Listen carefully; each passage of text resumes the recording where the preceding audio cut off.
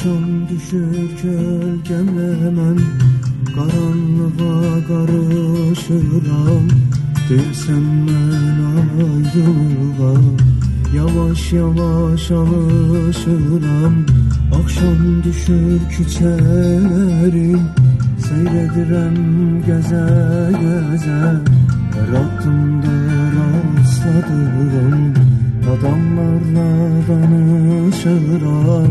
Diyesen ben talihimle yavaş yavaş barışıram. Gece keçik sevgimizi unutmaya çalışıram.